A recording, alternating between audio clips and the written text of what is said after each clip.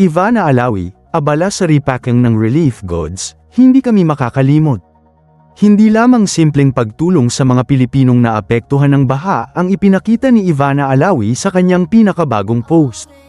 Habang abala ang aktres at content creator sa pagre-repack ng relief goods, nagsabay din siya ng matapang na panawagan para sa pananagutan at konkretong solusyon sa matagal ng problema ng pagbaha at flood control project sa bansa. Sa mga larawang ibinahagi ni Ivana, makikita siyang nakaupo sa gitna ng napakaraming relief supplies. Kabilang ang mga supot ng bigas, delata, instant food at iba pang pagkain na inilalagay sa relief packs. Makikita rin ang ilang taong tumutulong sa paghahanda ng mga ipamamahaging ayuda. Sa kanyang caption, direktang itinanong ni Ivana kung ano na ang nangyayari sa mga flood control projects at sa napakalaking pondong inilaan para sa mga ito. Narito ang buong caption ni Ivana Alawi. Busy lang po mag-repack ng relief goods. Kayo po, kamusta na kaya ang flood control?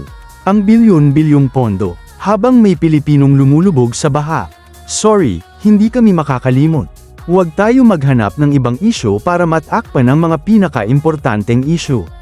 Dapat may mangyari, dapat may solusyon. Ang post ni Ivana ay lumabas habang patuloy na nakararanas ng malawakang pagbaha ang ilang bahagi ng bansa dahil sa malalakas na pag-ulan at enhanced southwest monsoon. Sa Pampanga lamang, mahigit 1 milyong individual ang naapektuhan ng baha, ayon sa ulat ng Philippine Information Agency noong ika-25 ng Agosto. Samantala, hindi rin bago sa bansa ang usapin tungkol sa napakalaking flood control budget. Noong 2025, sinabi ng pamahalaan na nasa 350 na bilyong piso ang nakulang flood control budget para sa taong yun. Samantala, ang mga bagong flood control allocation para sa 2026 ay kinansela o near-align kasunod ng pagsusuri sa mga proyekto at alegasyon ng mga irregularidad. Mayroon ding aktwal na investigasyon sa mga questionableng flood control projects. Noong Hulyo taong 2026, iniulat ng Philippine News Agency na sinabi ng Department of Justice na umabot na sa 841 na milyong piso ang cash na nabawi ng pamahalaan mula sa mga tinukoy na ghost flood control projects.